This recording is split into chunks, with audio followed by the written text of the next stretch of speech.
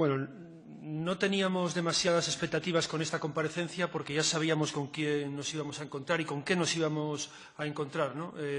Creemos que la actitud que ha tomado hoy el presidente de OASA ha sido la de un escapista nato que no ha sabido responder a cuestiones que debería haber traído porque es su responsabilidad, debería haber traído aquí aprendidas. No es posible entender cómo alguien que es director general de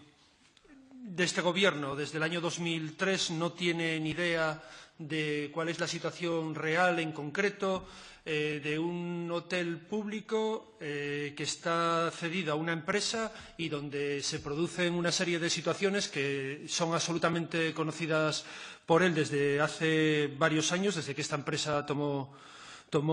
la gestión del Reconquista. 24 despidos, 6 actas de infracción, de las que 2 ya tienen condena, un despido nulo por sentencia, denuncias contra representantes sindicales, 2 condenas por acoso laboral, una de ellas del Tribunal Supremo, 3 despidos improcedentes, cierres de servicios. La verdad es que poca justificación tiene usted para defender hoy aquí el que no haya motivo de incumplimiento del contrato de arrendamiento firmado con la empresa Otusa y para que no se rescinda el contrato. Y eso más allá de otras valoraciones que ya vienen, que nosotros entendemos que debería formar parte de la gestión política, de la gestión pública de bienes como este y también de las actitudes que se tienen que tomar por parte de organizaciones políticas y por parte de gobiernos que deben preservar el cumplimiento de la legalidad vigente. Y lo que tenemos aquí, y por eso pusimos el foco en el tema laboral, porque es uno de los 3 elementos que usted planteaba como esenciales para valorar la rescisión o no de un contrato como este. Pusimos el foco en uno de ellos porque nos parece que es el más grave y además el más claro de todos ellos, ¿no? La política laboral que está llevando esta empresa, que como bien se dijo por algún otro portavoz, no solamente es en el Hotel Reconquista, sino que esta empresa Otusa tiene una dilatada trayectoria de represión laboral y que alguien como usted, que viene de la UGT, que se supone que debería tener cierta conciencia social, que está en un gobierno socialista, sea inmune a esta serie de situaciones, que nos diga que hay un buen ambiente laboral, como también se le dijo, se exterminó laboralmente a la plantilla, se persiguió a los representantes sindicales y se les echó del trabajo. Ellos no tuvieron tanta suerte como tuvo usted, señor Zapico. No tuvieron tanta suerte porque no se alinearon con quien manda. Y en esta ocasión lo que tenemos es que personas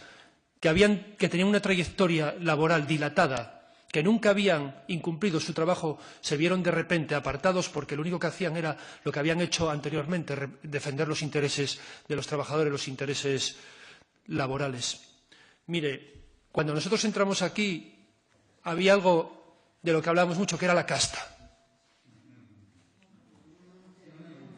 Para nosotros, para este grupo político, lo decimos aquí, para este diputado en concreto, usted es un ejemplo de lo que queremos decir cuando hablamos de la casta política. De la gente que lo tuvo muy fácil porque desde los resortes del poder, sindicales y políticos, encontró trabajo gratis, porque luego encontró acomodo en las mieles del poder gratis y que luego se desentiende absolutamente de lo que ocurre a su alrededor cuando se encuentra con problemas como el que tenemos aquí encima de la mesa en el Hotel de la Reconquista,